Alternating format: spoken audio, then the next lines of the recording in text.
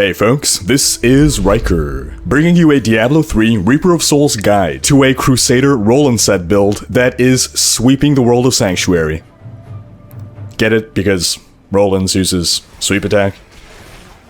Yeah, you can unsubscribe now. This build is incredibly powerful and blows anything that Akkarats could have done in the past out of the water. It focuses on using the buffs granted by the Roland set. And in this case, we're focusing on the sweep attack side of things. So your set bonuses make sweep attack reduce the cooldown of your laws and defensive skills by 1 second. Your sweep attack damage is increased by 500%. And every time you hit an enemy with sweep attack, you gain 30% increased attack speed for 3 seconds. And this effect can stack up to 5 times. That translates into a crazy amount of increased attack speed. And this build is really fun to play.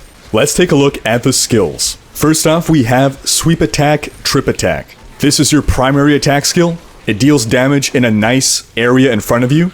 And the great thing about this rune is that it gives you a chance for crowd control. This gives you more survivability in those greater rifts. Enemies that are stunned are not attacking you. Next, we have Condemn Vacuum. Now, while Trip Attack does have a nice area, we're using Condemn Vacuum as a means of sucking enemies up and bringing them even closer into you, into your range of sweep attack.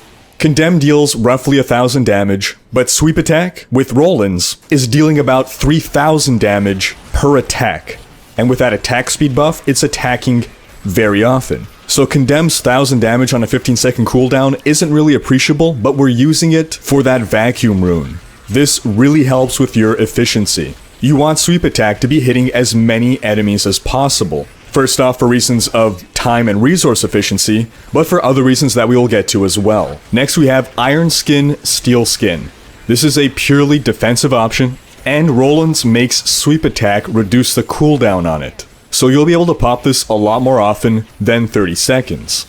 In the old Crusader meta, with the Akan set, it was permanent Akkarat's champion that would give you the survivability you needed and the cooldown reduction you needed. Roland's offers a different avenue of doing this. So you're not going to have 100% uptime on Iron Skin, but you will be able to have it when you need it. Or rather, you'll have to manage when you use it and use it strategically. Next, we have Akkarat's champion, Prophet. This is for those big fights, buffs your damage, your wrath generation, and your toughness, and gives you a free revive if you die. Next, we have Laws of Valor, Unstoppable Force. The passive ability grants you faster attack speed, and the active ability gives you even more attack speed, but more importantly reduces the wrath cost of your sweeping wind.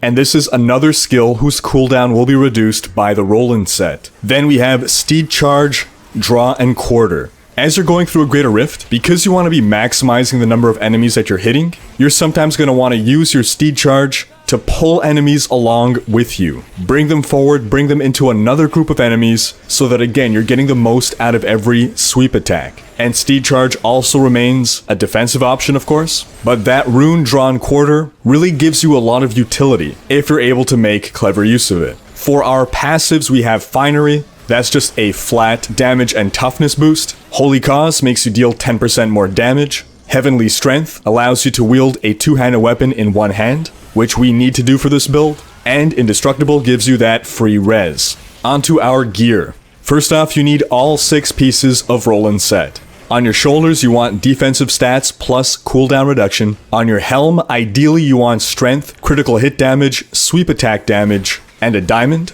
For your amulet, there's no mandatory amulet, but really the best in-slot would be a Mara's. Mara's will make you immune to poison damage and let you be healed by poison damage. And if you're trying to push higher greater rifts, you'll notice that the majority of Rift Guardians deal poison damage. So that makes this the most useful of the elemental resistance amulets. That said, getting one-shot by Jailer sucks, so I wouldn't say no to a Countess Julia's. The Zephyrian amulet will make you immune to lightning.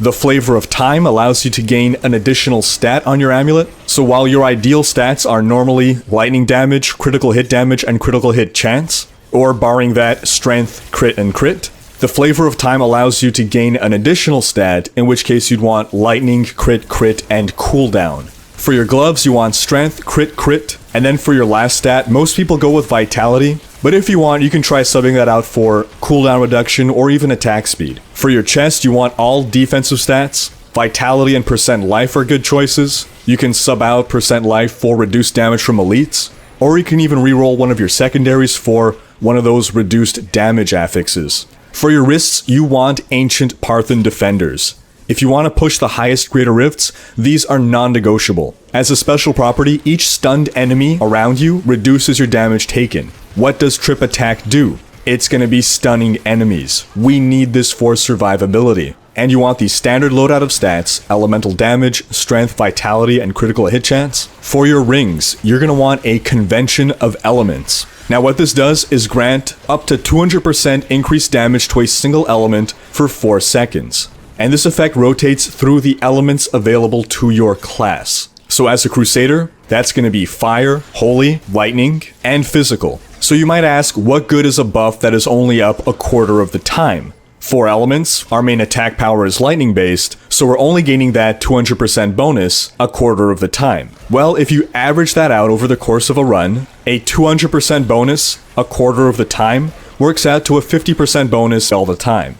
Basically, this just means that the Convention of Elements gives you a 50% buff to your lightning damage. And then the other ring that you'll want is a Unity. You want to go with the double Unity setup, one for yourself, one for your follower, and the follower token that makes them immune to death. This will double your toughness. And of course, if you're playing multiplayer, you do not want to use your Unity, in which case swapping out to a Stone of Jordan with the appropriate element is a good option. As you can see, I like to get ballsy with Focus and Restraint, because I like to spec for pure glass cannon, and the double damage buff that Focus and Restraint give is just too much for me to pass up. When I do that though, I swap out Condemn for Justice, Sword of Justice. This gives me a little bit of movement speed, but really we're just using this to proc Focus and Restraint, since you need to use a resource generator, and the ability to have a ranged attack that also grants a bit of move speed is a nice bonus. Of course, in this case, we are relying on our teammates to bunch up our enemies. But that's just the setup I use. I'm not advocating that you use this as well. It's probably not optimal. The ideal stats on a Convention of Elements: Strength, Crit Chance, Crit Damage.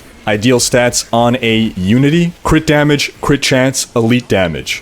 For your belt, you want Thunder God's Vigor. This gives us a nice lightning buff. For our pants, we need Rolands with pure defensive stats. For our boots, we want Rolands. Strength, vitality, all resist, and sweep attack damage. Now you only want to have all resist on there if you can get your move speed up to 25% through other means. Or in our case, that's basically only through Paragon points. If you can't get full move speed, then you're going to want to get move speed on your boots. Then the last 2 items that you need to complete this build, the Golden Flents. Now as you can see, I don't even have an Ancient Golden Flents, and my gear is altogether suboptimal, and I very easily handled a level 45 Grift, with little to no practice with this build. This build is a wrecking ball. Your Golden Flents make sweep attack restore wrath for each enemy hit. This is part of the reason why we want to be hitting as many enemies as possible with it. If you just sweep attack against a single enemy, as in the case of a Rift Guardian, you're going to find yourself running out of wrath very quickly. Ideal stats are strength, percent damage, and then generally life per hit is the favored next option, but you can always go with something else. Now for your offhand, you need a denial, and this further makes you want to be attacking as many enemies as possible. Each enemy hit by sweep attack increases the damage of your next sweep attack by up to 40%, and this stacks up to 5 times, so we could be talking up to 200% additional damage. That means triple damage. Ideal stats for your denial are strength, vitality, crit chance, and then either life percent, damage versus elites, or a socket, which you'll use to put a ruby in. And that's going to combine well with our finery passive. Now, one trick for getting a denial, it is not a Crusader shield. So grab your level 70 Barbarian and gamble at Kadala with your Barbarian. This is going to limit the pool of potential shields that you can get. You have a greater chance of gambling a denial with a Barbarian than a Crusader. As for your legendary gems, you definitely need a Bane of the Trapped. That gives you a huge damage bonus at all times once it's level 25. You'll also want Teguk. Your stacks will build up fast because you cast sweep attack very quickly. And then for your last gem, you have a bit of an option. You can go with Bane of the Powerful if you want to be a little more offensive, or if you want to opt for defense, you can go with Esoteric Alteration, or even Molten Wildebeest Gizzard. That wraps up this guide. Thanks for watching. Leave a comment letting me know what your favorite Crusader build has been throughout history. Is it Sweep Roland? Is it Bash Roland? Is it one of the many old Akan sets? Let me know in the comments. Check out these other videos, and if you enjoyed this one, share with friends, hit like, and subscribe to join Rhykker's Raiders.